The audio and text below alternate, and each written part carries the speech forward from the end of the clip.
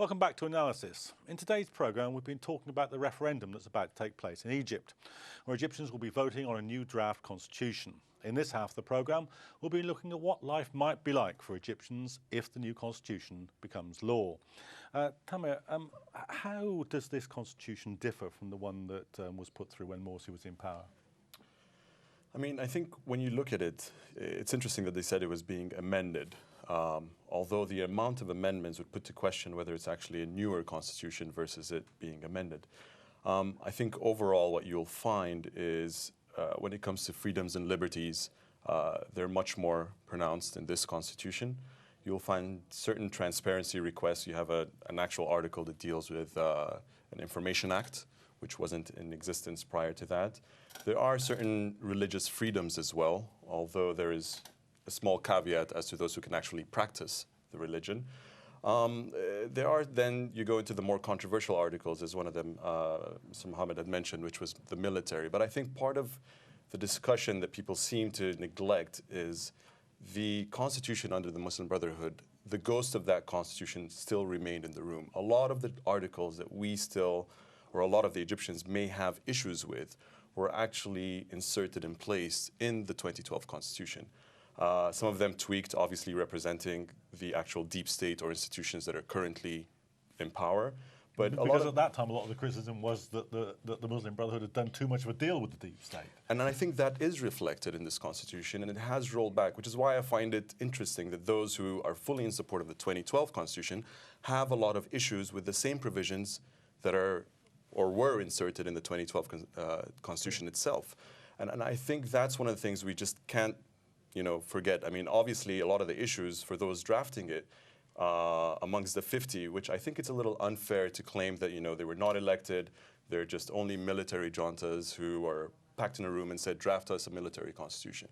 Because a lot of them it was almost for the first time you had a lot of liberals, seculars, more left people that were actually in the room and scholars that were actually part of the drafting process, which did not exist in the 2012. So there has to be a certain amount of credit that was given.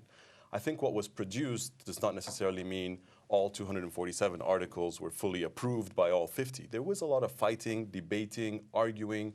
There were, you had to horse trade and see what worked and what didn't work. In addition to that, it's a reflection of what is the state now. What role Al-Azhar played, what role the military played, what role was the, Islamists in whatever form they are playing, the seculars.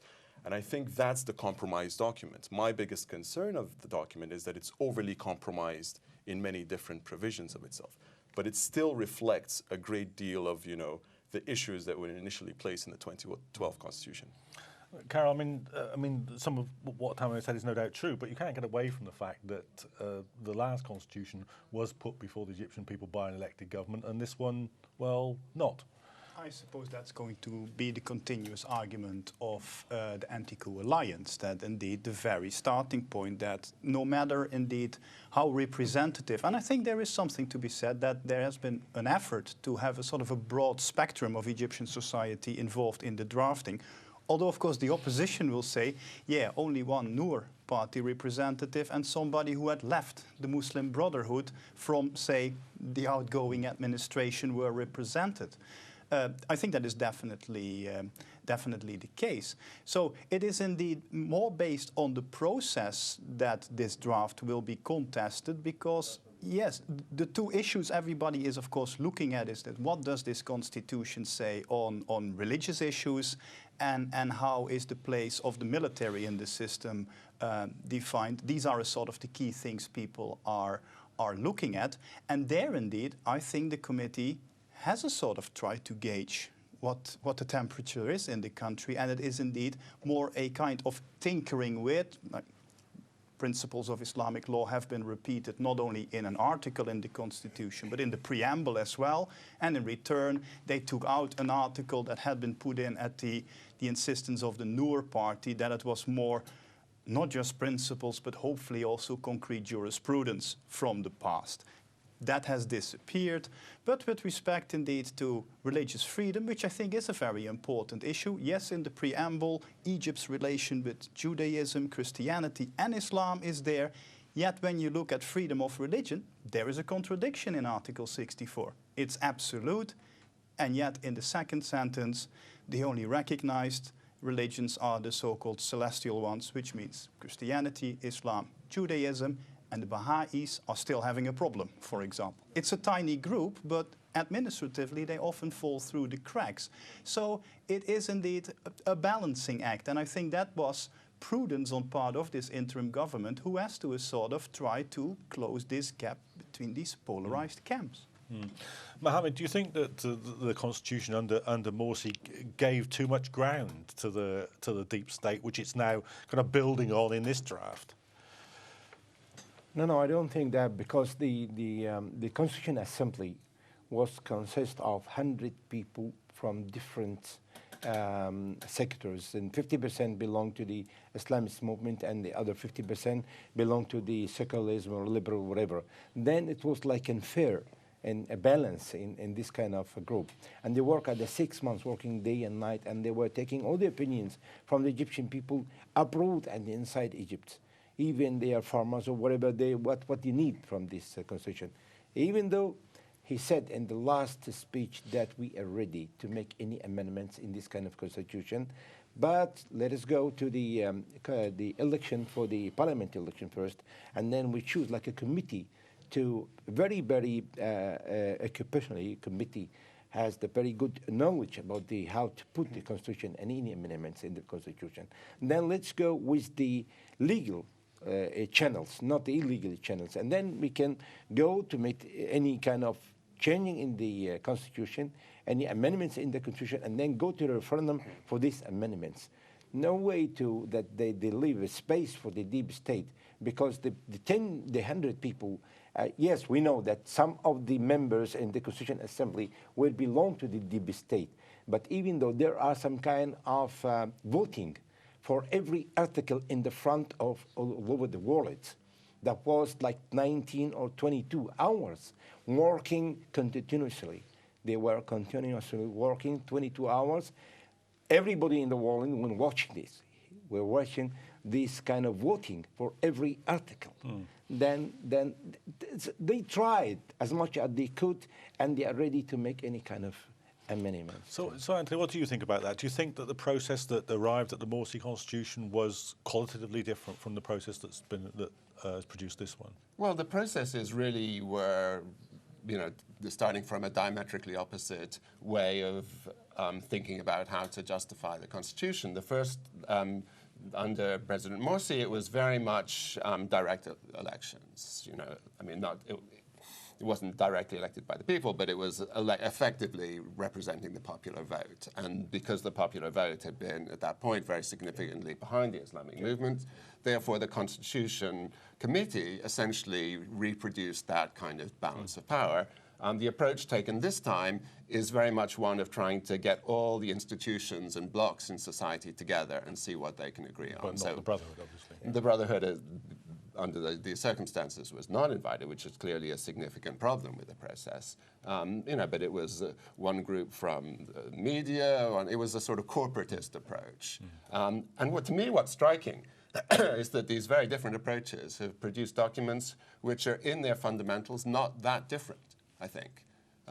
Clearly, as Tamar said, there are some differences. The language on rights is, a bit stronger this time. Some of the religious language has been changed. The state institutions that were really the kind of prime movers in reinforcing this new order have their power strengthened. Not only the army, as everyone has said, but also the judiciary. A very important point is that the judges have a lot of power in this constitution. The police gets a bit more power as well. So it's not a reform document. But the army had a lot of power in the constitution that was drafted under President Morsi. The military trial provision was there.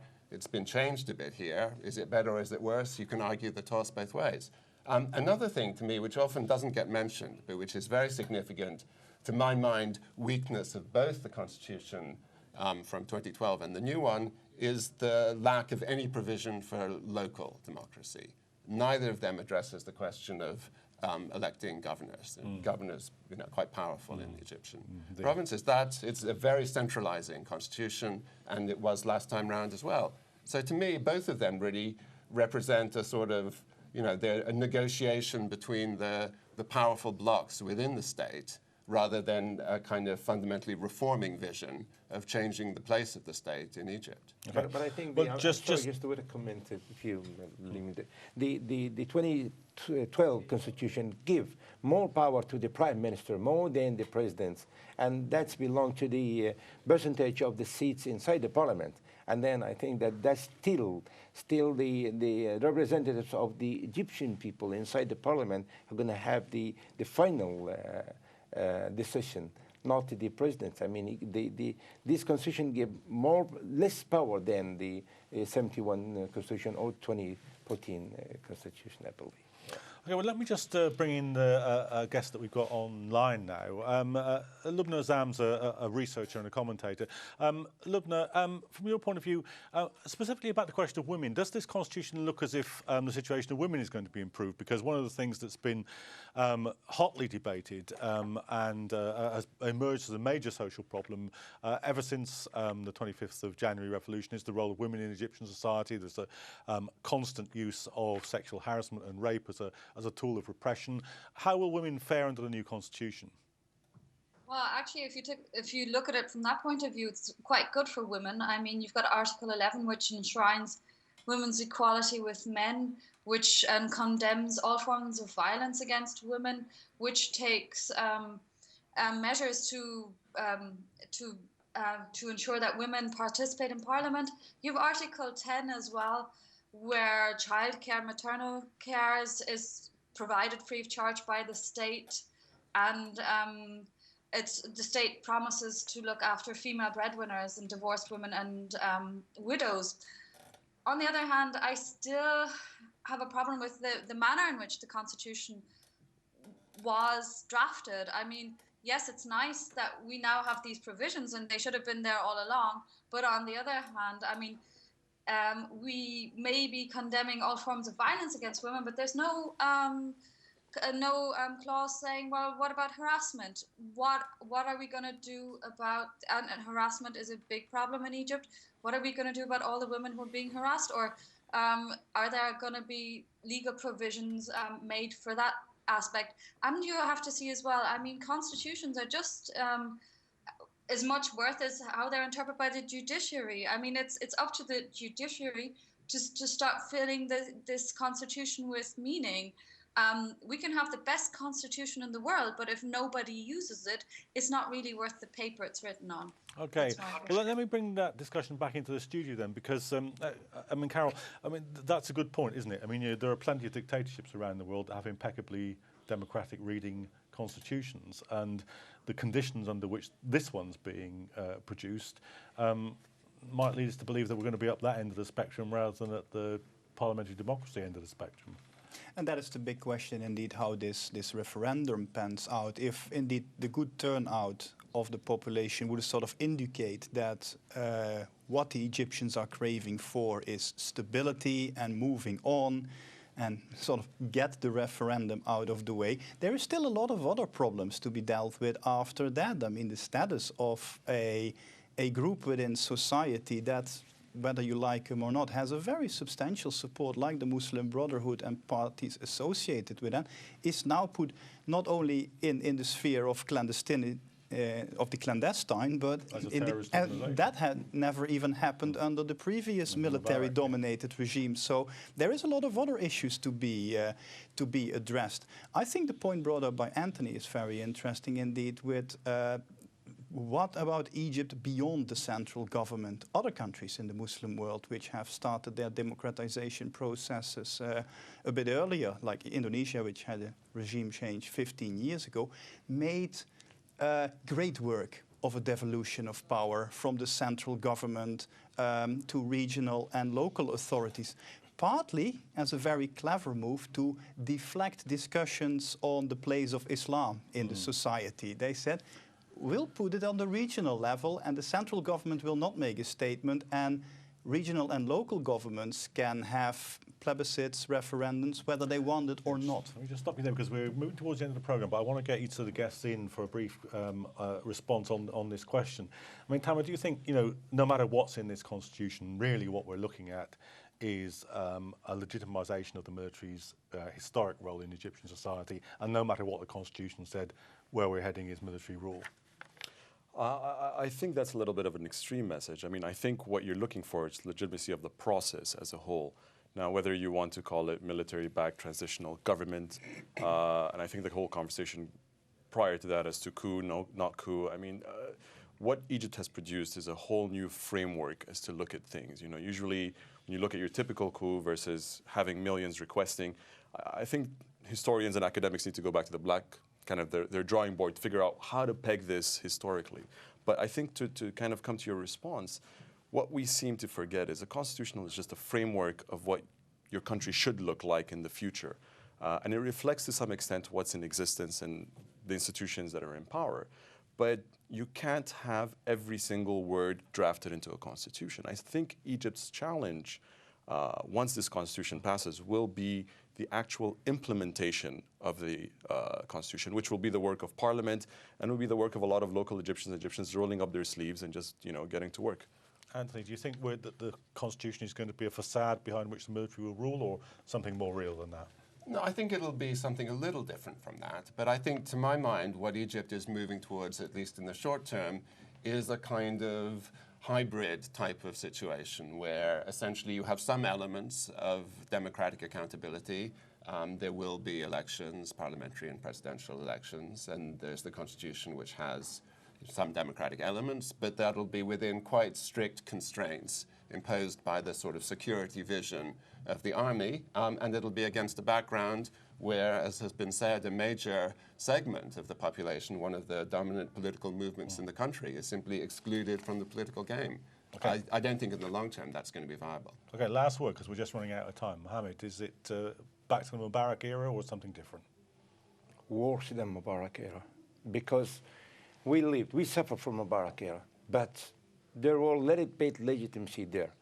No one in the era of Mubarak can arrest a woman or young girls in that era. That was red line. Really, it was red line. And even I've been in jail many times in Mubarak era. I can get my lawyer, and then I'll be in front of the judiciary, and then, yes, after all this, the judges release me. Finally, the Interior Minister gave an order for arresting, and this is because of the emergency law. But now, nothing from this. Judiciary is working side by side of the military coup. Now they changed the system. Even the judiciary now works 100% with the, almost 100% with the military coup power. Going to have to stop you there, I'm sorry. But this is now approaching 3 years of the Egyptian revolution, and it's not ceased to surprise us in any one of those years, so I don't suppose that the future will be any different. We'll be tracking the Egyptian revolution as it develops, so rejoin us on future editions of Analysis.